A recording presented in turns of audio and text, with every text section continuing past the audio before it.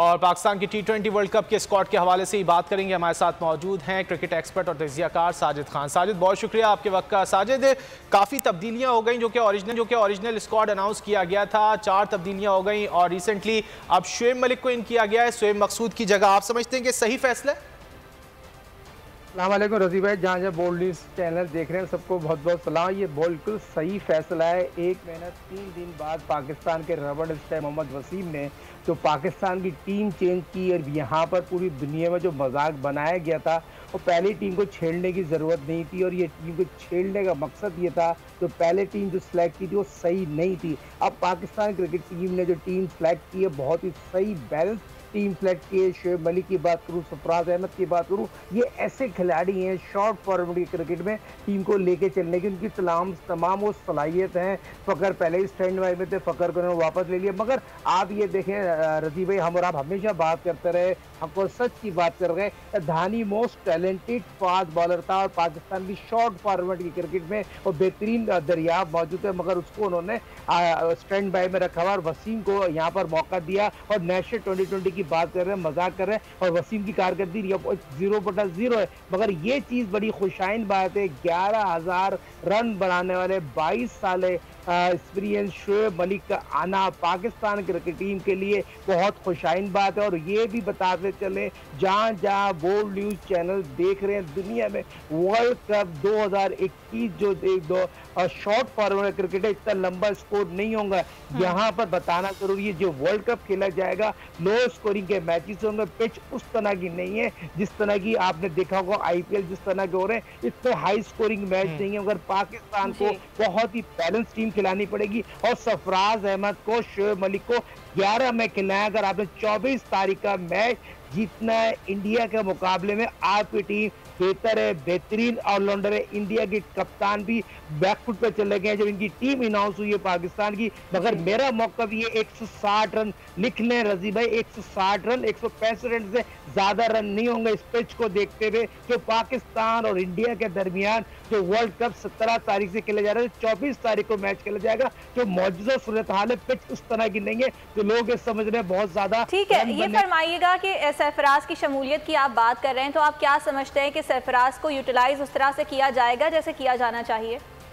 बिल्कुल 100% करना चाहिए और पाकिस्तान को अगर मैच जीतना है, सरफराज का टीम में 11 में होना चाहिए। जैसे wicket keeper, batsman, Rizwan, fielder बहुत अच्छे हैं और टीम में जहां पाकिस्तान की बात आ जाए, चाहे जंग की बात आ जाए, दुश्मनों का मैच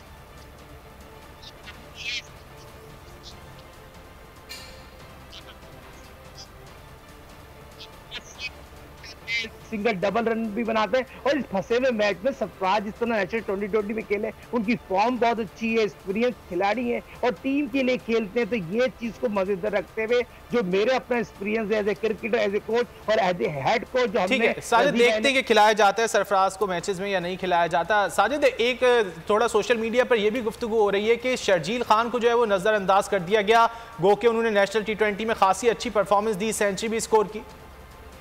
देखिए बिल्कुल शर्जील को होना चाहिए, फकर की 27 मैच में उस तरह की कारकर्दगी नहीं थी जिस तरह की होना चाहिए थी। खुला अमेरिका कतल जिस तरह शर्जील की बॉल बैट पे आ रही है, फकर की 27 मैचों में इस तरह की बॉल बैट पे नहीं आ रही। और जिस तरह की फकर पाकिस्तान के नेशनल 2020 में खेल रहे थे उस तरह की कारकर्दगी उसकी बेहतर नहीं है। जिस तरह शर्जील ने 100 किया, जिस तरह बॉल बैट पे, तो फकर उसकी जगह शर्जील आते तो आपकी टीम वर्ल्ड कप जीत सकती थी। मगर फिर भी आपके पास चांस है, मगर ये बहुत बड़ी ज्यादती की गई है। शर्जील जैसे मोस्ट टैलेंटेड प्लेयर को पाकिस्तान की टीम से ड्रॉप करके और फकर को आपने स्टैंड बाय टीम में रखा था, ये चीजें गलत है। अब पाकिस्तान, नया पाकिस्तान की बात कर रहे हैं, प्राइम मिनिस्टर इमरान खान साहब और रमीज राजा साहब जो आए। और रज़ी भाई आप और थोड़ा पीछे लेके जाए, हमने और आपने जो बातें की थी, आज प्रूफ हुआ, वन मैन शो रमीज राजा हो गए। तो यकीनी तौर पर रमीज राजा के आने से क्रिकेट बेहतर होगी, टीम बेहतर होगी। मगर दोबारा उस पर आते हैं जो 24। अच्छा साजिद, अगर वर्ल्ड कप की बात की जाए तो जैसा कि आप कह रहे थे कि लो स्कोरिंग मैचेस होंगे UAE में,